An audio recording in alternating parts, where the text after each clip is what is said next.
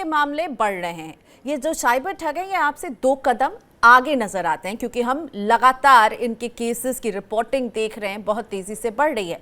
यानी अगर आप सोचते हैं कि आप स्मार्ट हैं तो ये आपसे भी 2 कदम आगे सुपर स्मार्ट निकलते हैं। वो दिन गए जब आपको घर से निकलते वक्त वॉलेट नहीं होता था तो चिंता होती थी, लेकिन अब तो आपका जो मोबाइल फोन है वो आपका वॉलेट है, वो आपका बैंक है, वो आपका बटुआ है। लेकिन ऐसे में जब साइबर ठग आपके फोन के जरिए आपके बैंक अकाउंट तक पहुंचते हैं तो आपको कैसे सावधान रहना है। वो अपनी रणनीति बदलते रहेंगे, लेकिन आपको सतर्क रहना जरूरी है। इस पर कैसे अंकुश लग सकता है, सरकार किस तरह के कदम उठा रही है और कहां पे टाइटनिंग की जरूरत है, इन सब पर बात करने के लिए मेरे साथ cyber crime investigator Amit Dubey ji जुड़ रहे हैं। Amit, thank you so much, आपने मनी 9 के लिए वक्त निकाला। सबसे पहले तो मैं मोबाइल फोन की ही बात करना चाहूंगी। अमित, हर के पास अब एक मोबाइल फोन है और सिम ब्लॉक और सिम स्वैप इस तरह के जो मैसेजेस हैं और ऐसा हो भी रहा है, इस पर मोबाइल ऑपरेटर और टेलीकॉम रेगुलेटर कोई कार्रवाई क्यों नहीं कर पाते हैं? क्योंकि हम आज सुनते हैं, फिर कुछ दिन तक हम इस तरह की खबरों को नहीं सुनते, फिर एक खबर सामने आ जाती है। कहाँ कमी रह जा रही है? या तो ये ज्यादा स्मार्ट है या हमारा सिस्टम ज्यादा वीक है? देखिए प्रियंका, ये आपने बिल्कुल सही बात कही कि क्रिमिनल्स इनोवेटर्स होते हैं। वो हमेशा सिस्टम में वो लूपहोल्स निकाल लेते हैं जो डेवलप करने वाले ने नहीं सोचे होते हैं। वो एक कदम आगे ही चलते हैं और जितनी लर्निंग मैं अपनी कहूँगा वो क्रिमिनल से ही है। मैं उन्हीं के थ्रू सीखता हूँ कि अरे ऐसा भी हो सकता था। तो ये बड़ा विरोधाभासी है, पर ये सच है। और हर बार इस तरह के प्रोविजन जब सामने आते हैं तो फिक्स किए जाते हैं, सिस्टम्स बदले जाते हैं, लेकिन वो कुछ नया तरीका ढूंढ लेते हैं। अभी जैसे आपने कहा कि सिम स्वैपिंग हो रहा है या सिम क्लोनिंग हो जाती है, या जो फर्जी जिस तरीके से स्पूफिंग करके लोगों के पैसे निकाले जा रहे हैं, ये जो तीनों तरीके हैं इसलिए हैं क्योंकि सिस्टम में कुछ वल्नरेबिलिटीज थी। क्लोनिंग करने जो जैसे ई सिम क्रिएट करने का जो प्रोसेस है, उसमें आपके सिम नंबर से आपके नंबर से एक मैसेज जाता है ऑपरेटर को, वहां से एक रिस्पॉन्स आता है और उस पर आप 1 लिखकर भेज दीजिए तो आपके सिम का एक क्यूआर कोड सामने वाले को ईमेल हो जाता है। अब ये 3 स्टेप प्रोसेस है। इसमें जो एक सिस्टम वल्नरेबिलिटी है वो ये है कि इसको बोलते हैं एसएमएस स्पूफिंग, कि मैं किसी के नंबर से भी किसी को एसएमएस कर सकता हूँ। This is possible. किसी के नंबर से मैं किसी को कॉल भी कर सकता हूँ, पर जब रिस्पॉन्स आता है तो मेरे पास ही आएगा।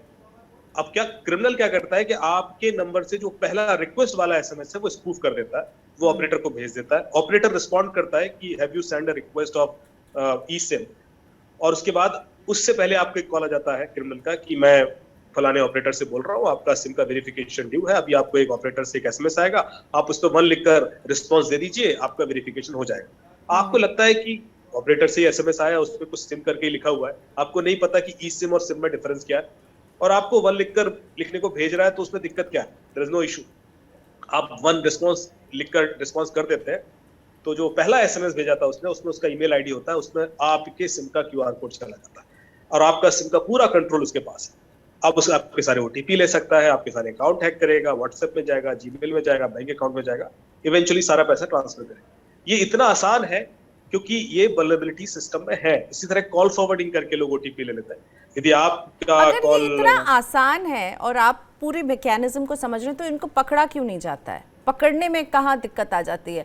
अगर आपको पूरा इनका मॉडल्स ऑपरेंडी आपने मुझे एकदम बता दिया कि वो शायद आपको मैसेज करेंगे, आपको लगेगा कि प्रियंका जो है वो अमित को मैसेज भेज रही है, लेकिन प्रियंका नहीं भेज रही होगी। ये खेल हो रहा है, स्पूफिंग यही हो रही है, यही मुझे जो समझ में आया। इनको पकड़ना क्यों मुश्किल है अमित? देखिए, ये एक पूरा सिस्टम खड़ा हो गया। ये 1 या 2 लोग नहीं कर रहे हैं, ये अभी मल्टी-बिलियन डॉलर गेम्स है। यदि आपको मैं सिर्फ ऑफिशियल रिकॉर्ड दिखाऊं जो cybercrime.gov.in गवर्नमेंट का पोर्टल है गृह मंत्रालय का, उस पर हर दिन 2,500 से 3,000 केसेस आते हैं इंडिया से। यदि आप महीने भर के देखेंगे तो ये लाखों में फिगर है, और ये इतने ज्यादा केसेस इसलिए आ रहे हैं क्योंकि पूरा का पूरा सिस्टम लगा हुआ है।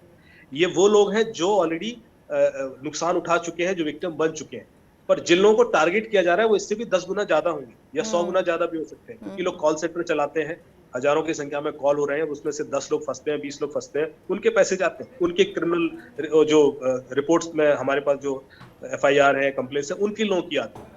कि इस लेवल पे इसलिए हो पा रहे हैं कि बैकिंग बहुत ज्यादा है, हजारों की संख्या में फर्जी सिम कार्ड इश्यू होते हैं। अभी आपको पिछले हफ्ते की खबर बताता हूँ कि उड़ीसा में करीब 6,000 से ज्यादा फर्जी सिम कार्ड निकले जो कि प्री अप्रूव थे, केवाईसी था उनका ऑलरेडी डन, और जिन लोगों के नाम पर केवाईसी थे वो किसान थे जिनको पता ही नहीं कि उनके नाम से सिम कार्ड इशूड हो चुके। इसी तरह से बैंक अकाउंट ओपन होते हैं जिसमें ओनर को पता ही नहीं होता कि उनके नाम से बैंक अकाउंट चल रहा है। तो ये सारे जो सपोर्टिव सिस्टम है, चाहे वो बैंक के लोगों की मिलीभगत से हो या जो सिम बेच रहा है उसकी मिलीभगत से हो, लेकिन ऐसा हो रहा है। तो यानी 16,000 अमित, इसमें एक बात जो समझ में आ रही है कि जो मेरी इन्फॉर्मेशन है, अगर मैं एक ग्राहक हूँ, मेरी इन्फॉर्मेशन जो हो गई, जिसमें आधार कार्ड हो गया, मेरा पैन हो गया, मेरे बैंक की डिटेल्स हो गई, ये इन तक पहुंचना बहुत आसान है। अगर मैं जितनी भी सावधान रहूं, अगर कोई उतारू है कि मेरे नंबर से वो फेक बना करके स्पूफ करके बैंक को और टेलीकॉम ऑपरेटर से एक फर्जी सिम ऑर्डर कर लेगा, तो यानी जो मेरा इंफॉर्मेशन है वो बहुत ही, उस पर कहीं ना कहीं एक ब्रीच है और वो कहीं ना कहीं इनको हासिल हो रही है, कर रहे हैं ये हासिल इन इंफॉर्मेशन को, और ये बड़ा सिस्टमैटिकली हासिल हो रही है। ऐसा नहीं कि कुछ लोगों का, इनको लाखों की संख्या में, करोड़ों की संख्या में लोगों के आधार कार्ड, पैन कार्ड का एक्सेस है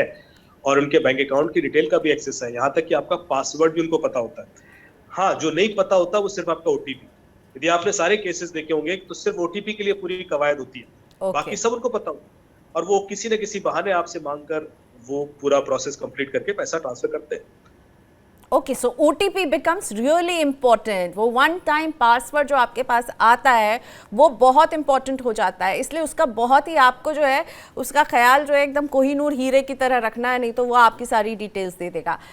तो अब साइबर ठग से बचने के लिए एक आपने कहा OTP का ख्याल रखें, दूसरा मैं क्या कर सकती हूँ, कितनी भी अलर्ट रहो, मेरा अगर नंबर स्पूफ हो ही रहा है तो क्या मैं इनसे बचने के लिए किसी तरह का इंश्योरेंस ले सकती हूँ? क्या साइबर इंश्योरेंस जो है इसमें मेरी मदद करेगा क्या, कि मैं अपने इन सारी डिटेल्स को ऑनलाइन इस तरह की चोरी या फिर इस तरह के फ्रॉड से बचाऊं? मुझे लगता है कि इंडिविजुअल लेवल पर इंश्योरेंस लेने की इसकी जरूरत नहीं है, क्योंकि इसमें जो अधिकतर लोग अपना पैसा खुद ट्रांसफर कर देते हैं। ये इस तरह से हैक होकर पैसा नहीं निकल रहा है। आपको भरोसा बनाकर, आपको ल्योर करके आपसे ही पैसा एक अकाउंट में ट्रांसफर करा लिया, फिर आपको रियलाइज होता है ये तो मैंने गड़बड़ कर दी। 90-80% केसेस इस तरह के।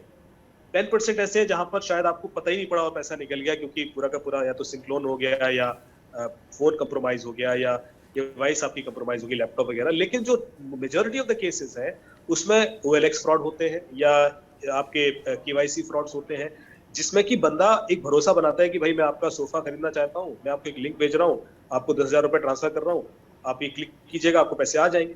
आप लोगों को एक बेसिक सा रूल नहीं पता कि यदि आपको कोई पैसा ट्रांसफर करना चाहे तो आपको कुछ करने की जरूरत नहीं है। मैं आपके अकाउंट में, प्रियंका के अकाउंट में पैसे वैसे ही ट्रांसफर कर सकता हूँ बिना उनसे पूछे भी।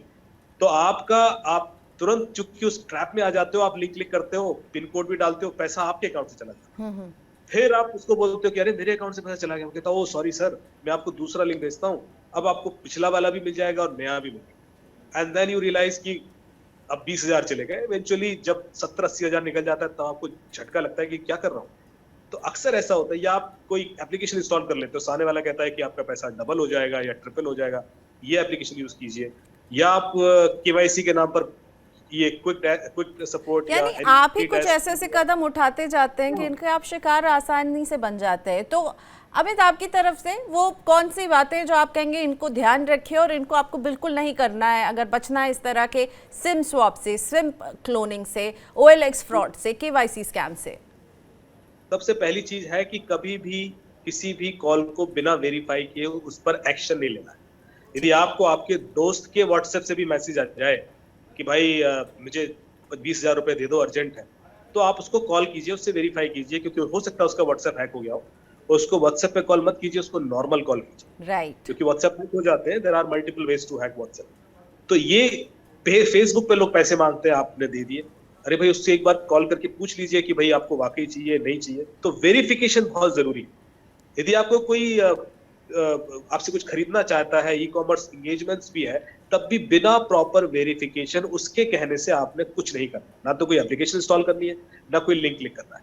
यदि पैसा आपको आना है तो आपके बिना किसी एक्टिविटी के आ जाएगा, आपको कुछ करने की जरूरत नहीं है। आप नॉर्मली उस लालच में खुद कुछ ऐसा कर जाते हो कि आपके अकाउंट से OTP जाता है या पैसे चले जाते हैं। थर्ड, कि आप कभी भी किसी भी ऐसी ल्योरिंग स्कीम के ट्रैप में ना फंसे कि आपका पैसा डबल ट्रिपल और ऐसा हो जाएगा, या बिटकॉइन का लालच दिखाया कि इसमें कर दीजिए। ये जो लालच है, जो हमेशा मैं बोलता हूँ कि ह्यूमन वल्नरेबिलिटीज है, काम, क्रोध, लोभ, मोह, भय, अहंकार, यही क्रिमिनल यूज कर रहा है। इसी में कहीं आपकी कमजोरी को एक्सप्लॉइट करते हुए वो आपसे कुछ ऐसा करा लेता है कि आपके पैसे निकलते हैं। सो लालच बुरी बला है, बहुत ही सिंपल पार्ट जो हम सब ने बचपन में पढ़ा है, उसको ध्यान रखिए।